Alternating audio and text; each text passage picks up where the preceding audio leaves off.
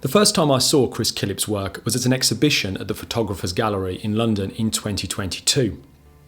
His stark but sympathetically observed images of the industrial northeast are some of the most striking I've seen. But the thing that struck me the most about the images were the dates underneath them.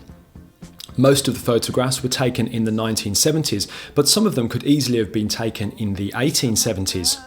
It was this thought that stayed with me, and one which I'll return to later in the review. Got it made, it seemed the taste was not so sweet. A retrospective of Chris Killip's life and work was published alongside the exhibition by Thames Hudson. It features a selection of these images as well as some of his lesser known work. There is more text in this photo book than typically the case, mostly biographical and historical context.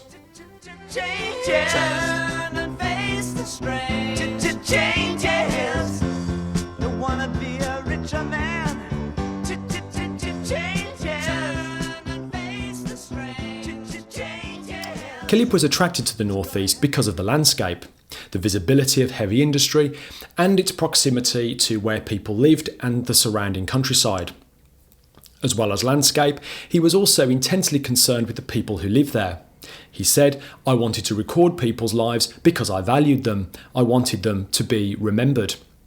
The result is a visually powerful social history of England. The book is laid out to contrast this preoccupation with landscape and people. In 1969, Killip returned to his place of birth, the Isle of Man, to capture its traditional way of life. This is a Neolithic tomb in Moorhold. Light and shade catch the angular stones, and in the distance clouds roll over the hills. Over the page is Mr. Cubban, a tenant at Golden Meadow Mill. Taken in 1970, this sympathetic portrait has a reflective quality. We can see the same contrast in his images of Huddersfield in 1974. This one shows a row of terraced housing in the foreground and the city's woolen mills in the distance. The road provides leading lines into the industrial prairie. And overleaf, a portrait of a woolen mill worker looking straight at the camera. Killip was also interested in people's interaction with the landscape. In this example, we see farmers on the Isle of Man threshing, and in this one, shipyard workers in Wallsend on the Tyne attach propellers to the Everett F. Wells. They are both quite similar scenes that show this preoccupation with working life. Continuing the theme, the book features a selection of images from the Pirelli tyre factory in Burton-upon-Trent. The dark of the Pirelli factory and Killip's use of flash produces this powerful chiaroscuro or light and shade effect. The book includes 4 excellent essays by the photographer Ken Grant.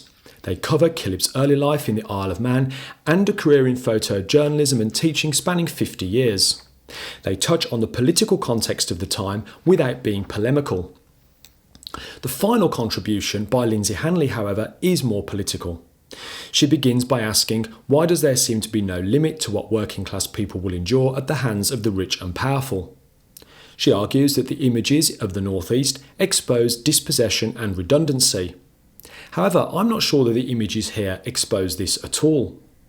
She concludes that Killip's photography shows us not what was lost, but what was actively destroyed to create a world in which we couldn't win.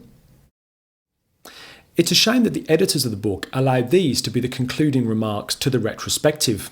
It is a politically controversial interpretation that I think is unnecessary and somewhat at odds with Killip's own intentions. In a more recent interview with Martin Parr, he said that he didn't have a political agenda. He was aware of a sense of history more than politics, the idea that things change and that nothing lasts forever. It is the subject of change that I want to conclude with. At the beginning of the review, I said that the thing that struck me most about the exhibition were the dates under the images. This image of the Tyne Pride could have been taken 100 years before. The same can be said of this image of a sea coaler on the Northumberland coast. They show a Victorian world extending far into the 20th century. What surprises me is not how quickly it changed, but how long things stayed the same. Chris Killip was perceptive enough to realise that the communities he photographed couldn't last forever. And he cared enough about the places and people he encountered to record them for posterity.